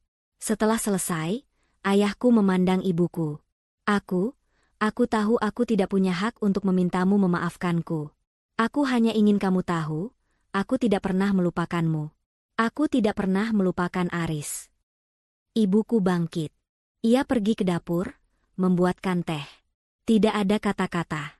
Ia kembali, menyajikan teh untuk semua orang. "Minum teh dulu, ya," katanya. Ia menyerahkan teh kepada ayahku. Ia tidak melihat matanya. Ia hanya memegang cangkir itu dan meletakkannya di tangannya. Kamu boleh tinggal di sini," bisik ibuku. Aku dan Ibu Rani terkejut. Ayahku menatapnya dengan tatapan tak percaya. "Hanya untuk malam ini. Besok kita bicarakan lagi." Aku tidak setuju. "Bu, Dia tidak pantas. Dia meninggalkan kita, bisikku. Ibuku menatapku. Aris, dia adalah ayahmu. Bagaimanapun juga. Ibu tidak akan mengusir seseorang yang datang dengan penyesalan, apalagi dia ayahmu. Ibu tidak akan melakukan apa yang Ibu Rani lakukan pada kita. Kata-kata itu menamparku. Aku terdiam. Ibuku benar. Pengampunan tidak berarti melupakan. Pengampunan berarti melepaskan. Aku memaafkan Ibu Rani, tapi mengapa aku tidak bisa memaafkan ayahku sendiri? Ayahku tinggal di rumah kami. Ibuku menyiapkan kamar lamanya. Ia tidak bicara banyak. Ia hanya melakukan kewajibannya sebagai tuan rumah. Ia memasak makanan, mencuci pakaiannya. Ia merawatnya. Aku melihat Ibu Rani dan Sinta juga membantu. Mereka jauh lebih dewasa dariku. Mereka sudah belajar. Dan aku, yang dulu mengajarkan mereka tentang pengampunan, kini menjadi murid. Suatu malam, saat ayahku tidur, ibuku mengambil sebuah koper tua yang dulu ia bawa saat kami pindah dari rumah ayah. Koper itu berisi kenangan-kenangan lama. Foto-foto, surat-surat. Ibuku mengambil sebuah buku kecil, sebuah buku harian. "Ini buku harianmu," kata ibuku sambil menyerahkan buku itu kepadaku. "Ayahmu menuliskannya setiap hari. Tapi ia tidak pernah berani menunjukkannya padamu. Ia ingin kamu membaca apa yang ia rasakan." Aku mengambil buku itu. Tanganku gemetar. Aku membawanya ke kamarku dan membacanya. Setiap lembar di buku itu adalah curahan hati seorang ayah yang hancur. Ia menulis tentang penyesalannya, tentang betapa ia mencintaiku dan ibuku, tentang bagaimana ia merasa gagal. Ia menulis tentang bagaimana ia selalu melihat kami dari jauh, dan bagaimana ia selalu merasa ingin kembali, tapi terlalu malu dan takut. Aku menangis saat membacanya. Aku menyadari, ayahku juga adalah korban. Ia korban dari kelemahannya sendiri, dari keputusannya yang salah. Ia tidak melarikan diri karena ia membenciku, ia melarikan diri karena ia sangat mencintaiku. Ia ingin melindungiku, dengan caranya sendiri. Sebuah cara yang salah, yang menyakitkan, tapi ia tidak punya cara lain. Aku menutup buku itu. Aku tidak lagi merasa marah. Aku merasa iba. Aku memandang fotoku yang masih kecil, dengan ayahku di sampingku. Aku melihat betapa ia mencintaiku. Semua amarah itu lenyap. Digantikan oleh perasaan kasih sayang yang sudah lama terkubur. Pagi itu, aku pergi ke kamar ayahku. Ia sedang duduk di ranjang, memandang keluar jendela. Aku duduk di sebelahnya. "Ayah," bisikku. Ayahku menoleh. "Ya, nak?" "Aku sudah baca buku itu," kataku. Air matanya mengalir lagi. Ia tidak bisa berkata-kata. Ia hanya menunduk. Aku memaafkanmu, yah," kataku, memeluknya erat-erat. Ia menangis di pelukanku. "Maafkan aku, nak, maafkan aku." Sejak itu, semuanya berubah. Kami tidak lagi menyembunyikan ayahku.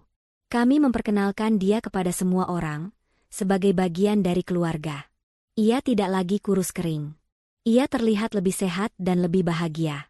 Ia membantu Ibu Rani di toko, mencuci piring, menyapu. Ia bekerja keras. Ia ingin menebus kesalahannya. Kami tidak lagi takut.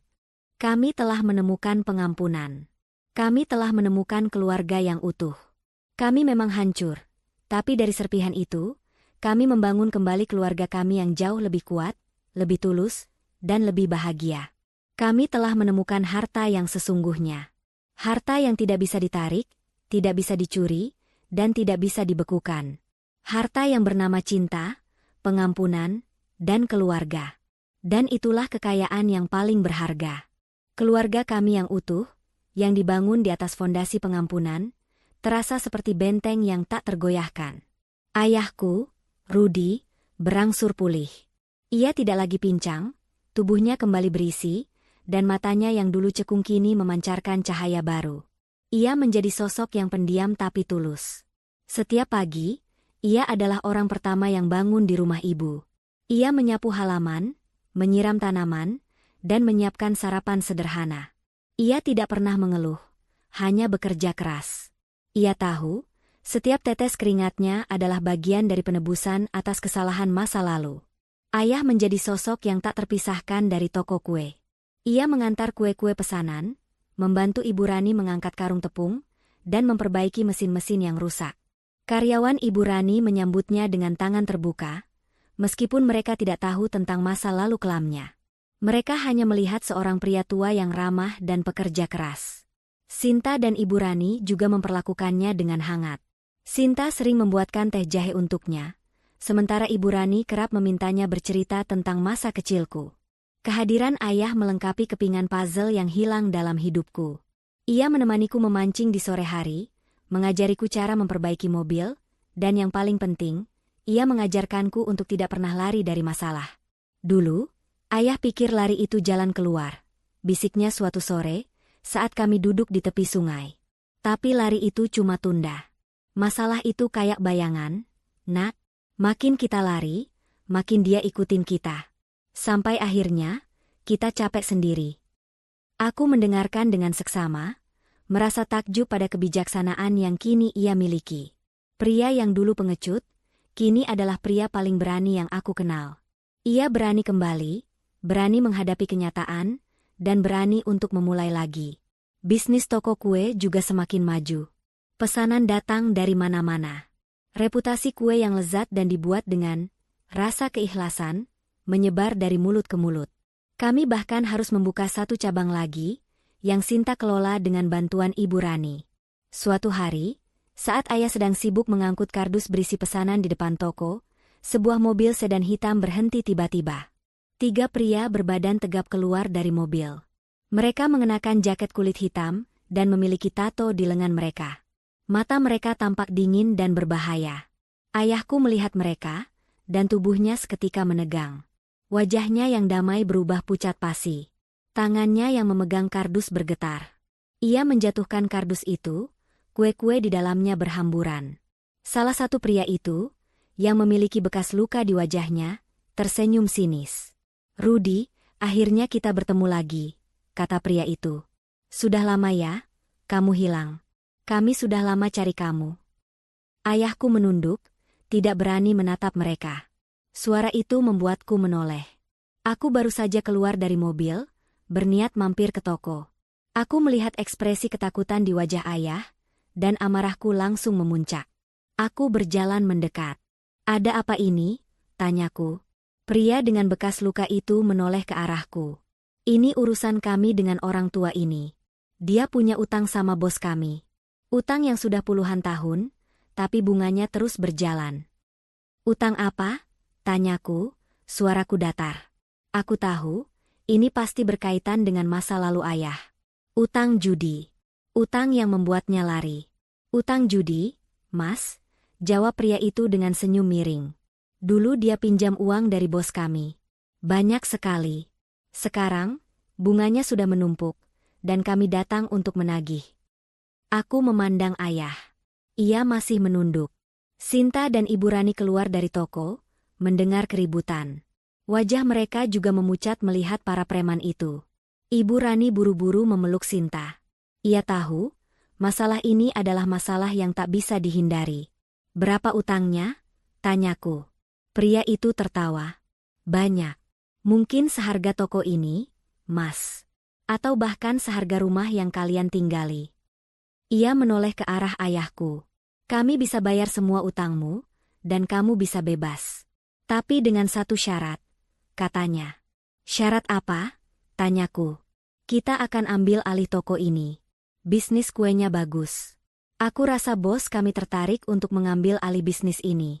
Lagi pula, kamu sudah melindunginya, kan? Sudah saatnya kamu bayar kembali utangnya," jawab pria itu sambil tertawa sinis. Amarahku kembali membara. Aku tidak bisa membiarkan mereka menghancurkan apa yang sudah kami bangun. "Aku tidak akan membiarkan kalian mengambil alih toko ini," teriakku. "Kamu siapa?" tanya pria itu. "Kamu mau jadi pahlawan? Kamu mau bayar utang orang tua ini?" "Cih, jangan sok kaya, Mas. Kamu tidak tahu seberapa besar utangnya." Sinta dan Ibu Rani menghampiriku.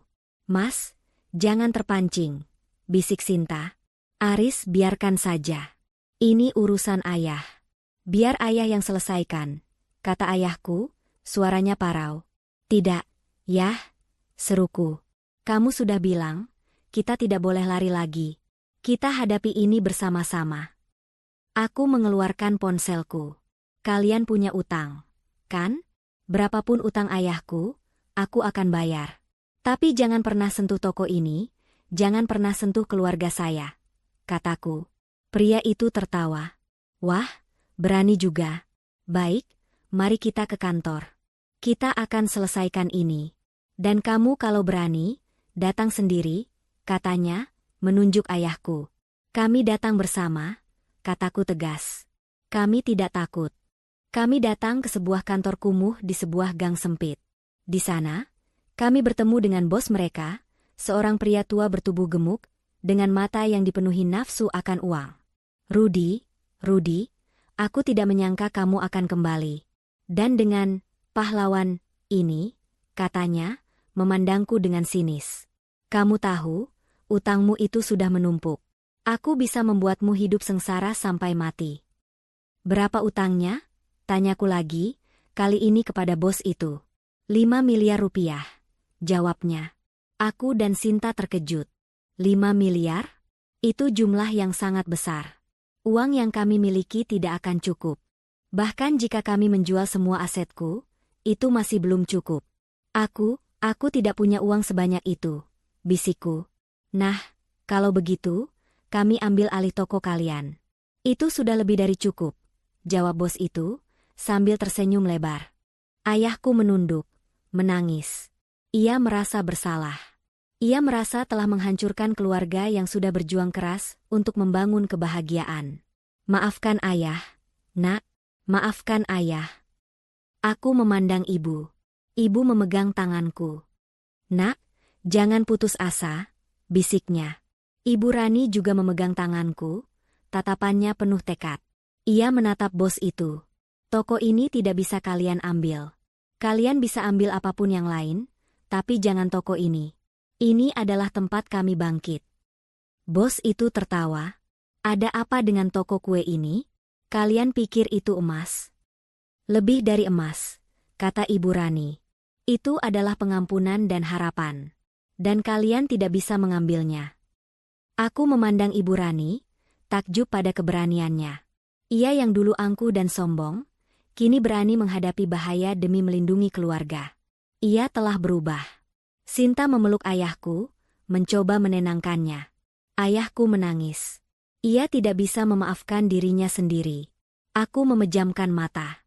Aku memikirkan ibuku, yang selalu mengajarkanku untuk tidak menyerah. Aku memikirkan Sinta, yang selalu mendukungku.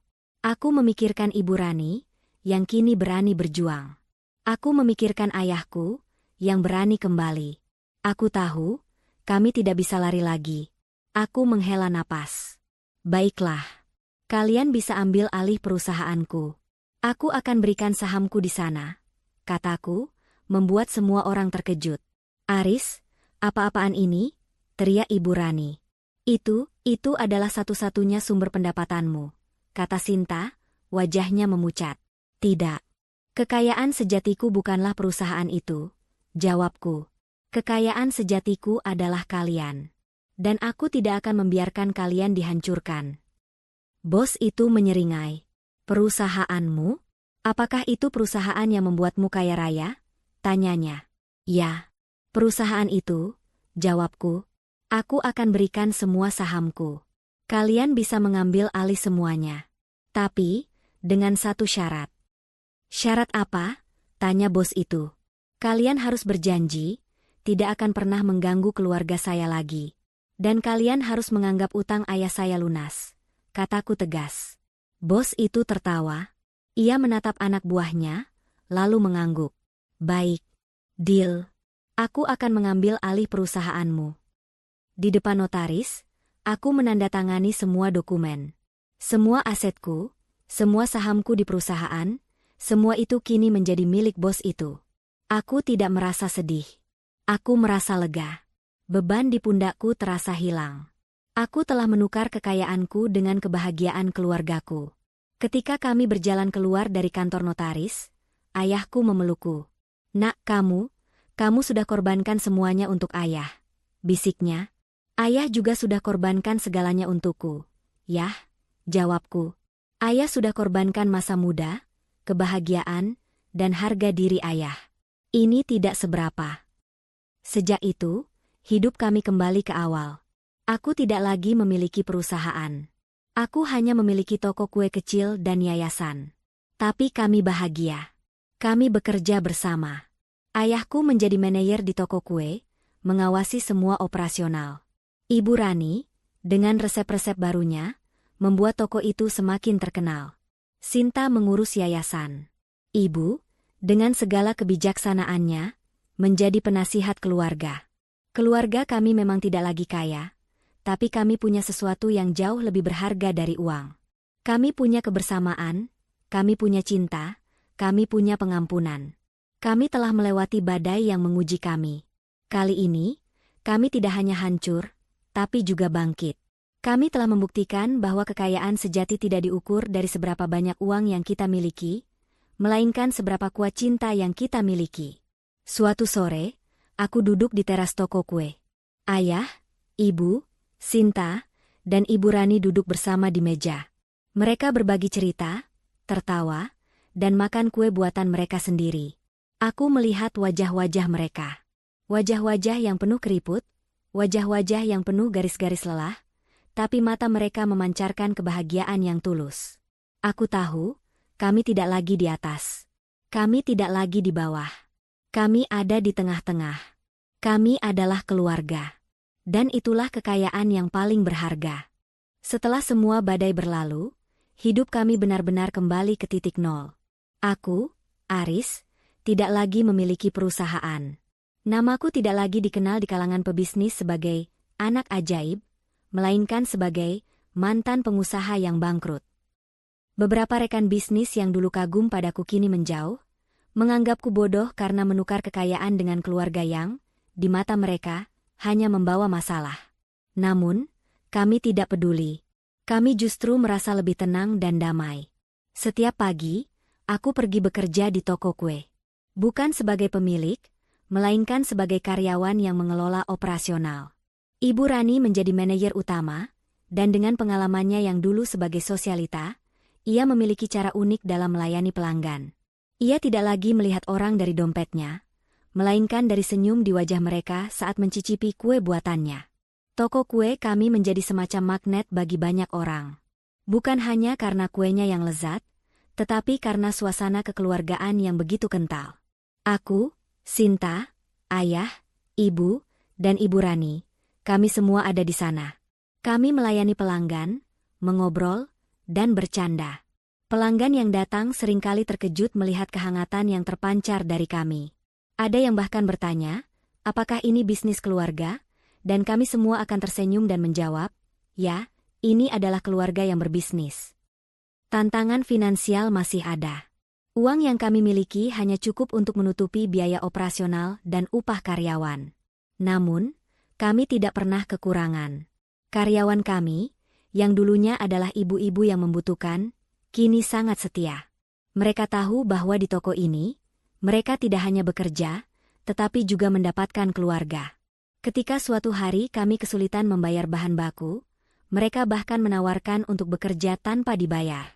Kami menolak, tentu saja, tapi hati kami sangat terharu. Ayah, sosok yang dulunya pengecut, kini menjadi pilar keluarga. Ia tidak pernah absen. Setiap pagi ia datang lebih dulu, menyapu, mengepel, dan memastikan toko dalam keadaan bersih. Ia juga membantu mengangkat barang-barang berat, dan di waktu senggang, ia menceritakan kisah-kisah masa mudanya kepada para karyawan.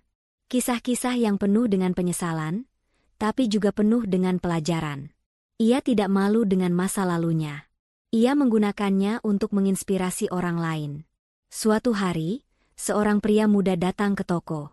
Ia mengenakan jas mahal dan membawa tas kerja yang terlihat sangat profesional. Ia berdiri di depan ayah, menatapnya dengan tatapan meremehkan. "Rudy, ayah, ini kamu?" tanyanya dengan suara tidak percaya. Ayahku menoleh, dan wajahnya kembali memucat. Aku dan Sinta menghampiri. Pria itu menunjuk ayah. Ayah? Ini. Ayahmu? Penjual kue? Ia tertawa sinis. Aku tidak menyangka. Dulu aku sangat mengagumimu, tapi kamu mengecewakanku. Ayahku menunduk, tidak berani menjawab. Aku segera melangkah maju. Maaf, Anda siapa? Tanyaku. Aku adalah pemilik perusahaan yang dulu kamu pimpin. Perusahaan yang kamu jual dengan begitu bodohnya, hanya untuk menyelamatkan pria tua ini. Jawabnya. Aku datang untuk melihat bagaimana kalian bertahan hidup. Aku dengar kalian menukar kekayaan kalian dengan toko kue ini. Haha, sungguh ironis. Ayahku mengangkat kepalanya dan menatap pria itu. Kamu benar. Aku menukar segalanya. Aku menukar uang dengan kebahagiaan. Aku menukar kekayaan dengan keluarga. Dan aku tidak menyesalinya. Kata ayahku, suaranya mantap. Kamu bisa memiliki semua uang di dunia ini, tapi kamu tidak akan pernah bisa membeli keluarga. Kamu tidak akan pernah bisa membeli cinta. Dan kamu tidak akan pernah bisa membeli pengampunan. Kami mungkin tidak kaya, tapi kami punya sesuatu yang tidak bisa kamu miliki, kebahagiaan sejati. Pria itu terdiam, tatapannya kosong. Ia memandang kami, satu persatu. Ia melihat ibu yang sedang melayani pelanggan dengan senyum. Ia melihat Sinta yang sedang mengajari salah satu karyawan membuat kue. Ia melihat Ibu Rani yang sedang menertawakan cerita ayah. Ia melihat kebahagiaan yang tidak bisa ia beli. Ia hanya bisa pergi, dengan wajah yang penuh kekosongan. Kami kembali ke kehidupan normal kami. Pria itu tidak pernah kembali. Mungkin ia sudah mengerti. Kami mungkin tidak memiliki uang, tapi kami memiliki harta yang paling berharga. Harta yang tidak bisa diukur dengan uang. Suatu sore, aku duduk bersama ibu di teras rumah. Angin sepau-sepau berhembus. Aku memandang ayahku yang sedang mengobrol dengan Sinta, dan Ibu Rani yang sedang menyiapkan teh. Bu, aku bahagia, bisikku. Ibu menoleh, mengusap rambutku. Ibu juga, Nak. Ibu sangat bahagia. Ibu tidak pernah membayangkan, keluarga kita akan seutuh ini. Semua ini adalah berkat kesabaran dan keikhlasan. Harta yang tidak akan pernah hilang. Ya, Ibu benar. Harta yang tidak akan pernah hilang. Kami tidak lagi memiliki rumah mewah, mobil mewah, dan kekayaan. Tapi kami memiliki ayah yang kini telah kembali. Kami memiliki Ibu Rani, yang kini telah menjadi bagian dari kami. Kami memiliki Sinta, yang kini mencintai kami apa adanya. Kami memang pernah hancur, tapi dari puing-puing itu, kami membangun kembali keluarga kami yang jauh lebih kuat, lebih tulus, dan lebih bahagia. Kami telah menemukan harta yang sesungguhnya. Harta yang tidak bisa ditarik, tidak bisa dicuri, dan tidak bisa dibekukan. Harta yang bernama cinta, pengampunan, dan keluarga. Dan itulah kekayaan yang paling berharga. 1 tahun telah berlalu sejak kami menukar segalanya dengan kebahagiaan. Toko kue kami kini tidak lagi sekadar toko, melainkan sebuah pusat komunitas. Kami merayakan ulang tahun pertama toko dengan sederhana. Ada tumpeng nasi kuning dan doa bersama. Senyum para karyawan dan keluarga adalah dekorasi terindah. Ayah, dengan wajahnya yang kini penuh kedamaian, memotong tumpeng itu dan menyuapkannya kepada ibu, lalu kepada Sinta, Ibu Rani, dan terakhir, kepadaku. Kita sudah jauh dari kata sempurna, bisiknya padaku, matanya berkaca-kaca. Tapi kita sudah sampai di sini, bersama. Sore itu, saat ayah dan Ibu Rani sedang melayani pelanggan, dan Sinta mengajari beberapa karyawan cara mengemas kue dengan pita, sebuah mobil mewah berhenti di depan toko. Bukan sedan hitam seperti dulu, tapi sebuah SUV mahal. Pintu mobil terbuka, dan seorang pria muda keluar. Aku langsung mengenalinya.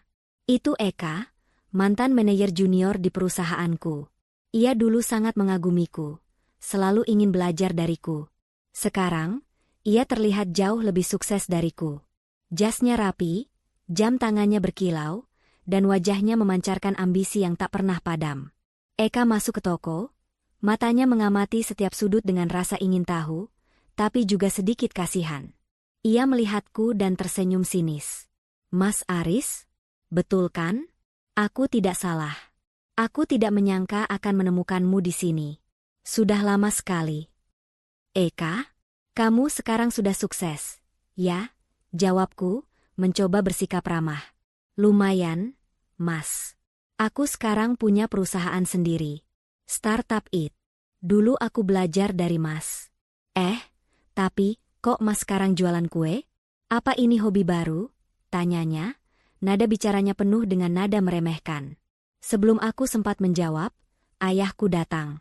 Eka, nak, ini Aris, putraku, katanya, memperkenalkan diri. Sudah lama tidak bertemu. Eka hanya mengangguk sopan, lalu kembali menatapku. Aku tidak akan membuang waktu Mas Aris. Aku kesini karena aku punya proposal. Perusahaan Mas yang dulu sekarang untung besar, tapi pemiliknya tidak bisa mengembangkannya. Aku sudah siapkan sebuah rencana. Aku butuh orang yang visioner dan berpengalaman seperti Mas. Aku akan jadikan Mas sebagai CEO, dan kita bisa mengambil alih perusahaan itu lagi. Kita bisa kembali ke puncak, Mas. Mendengar itu, Sinta dan Ibu Rani ikut mendekat. Wajah mereka tidak lagi tegang, tidak lagi ketakutan. Mereka menatap Eka dengan tenang. Itu tawaran yang menarik, Eka, kata Sinta, tersenyum. Tapi Mas Aris sudah punya pekerjaan. Dia mengurus toko kue ini. Eka tertawa.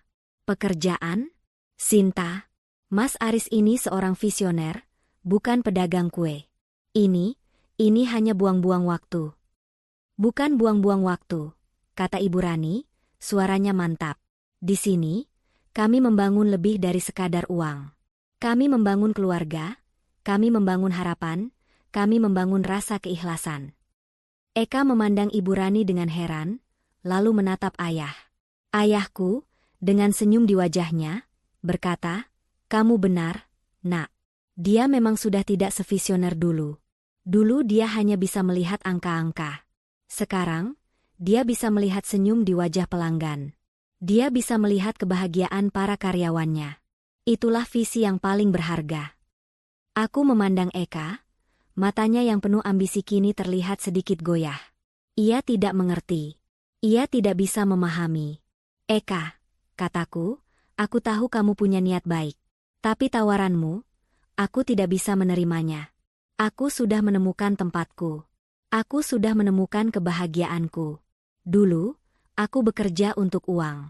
Aku bangun di pagi hari, berpikir tentang bagaimana aku bisa mendapatkan uang lebih banyak. Aku tidak peduli tentang karyawan, tentang keluarga.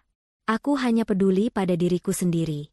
Sekarang, aku bangun di pagi hari, berpikir tentang bagaimana aku bisa membuat orang lain bahagia. Itu adalah kekayaan yang jauh lebih besar.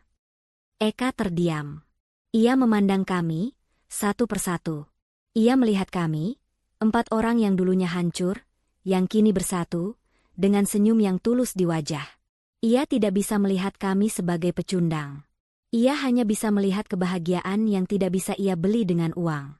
Ia menghela napas, menunduk, lalu pergi. Ia berjalan menuju mobilnya tanpa menoleh ke belakang. Ia tahu, ia telah menawariku emas, tapi aku sudah memiliki berlian yang tak ternilai harganya. Sore itu, kami duduk bersama di teras toko kue. Aku menggenggam tangan Sinta. Ayah memegang tangan ibuku. Ibu Rani memandang kami dengan air mata bahagia. Kami tidak tahu apa yang akan terjadi di masa depan. Tapi satu hal yang kami tahu, kami tidak akan pernah lagi membiarkan uang dan status merusak hubungan kami. Kami memang pernah hancur, tapi dari puing-puing itu, kami membangun kembali keluarga kami yang jauh lebih kuat, lebih tulus, dan lebih bahagia. Kami telah menemukan harta yang sesungguhnya. Harta yang tidak bisa ditarik, tidak bisa dicuri, dan tidak bisa dibekukan. Harta yang bernama cinta, pengampunan, dan keluarga. Dan itulah kekayaan yang paling berharga.